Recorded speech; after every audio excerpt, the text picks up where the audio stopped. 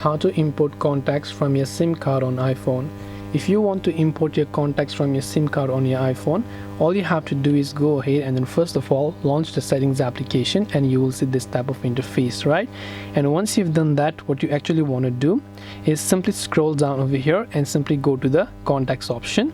And once you go to the contacts option over here, what you want to do from here is scroll down and select the option called import SIM contacts. So simply tap on import SIM contacts and select to which account you want to import, to your Gmail, Outlook, or your iCloud. And once you've imported them, they will get successfully imported to your SIM card, from your SIM card to your iCloud. So this way you'll be able to import your SIM contacts to iPhone. Hope this video was very helpful. If you have got any more questions, then feel free to also leave them down in the comments section below. Thank you for watching till the very end of this tutorial, and as always, see you soon in our next video.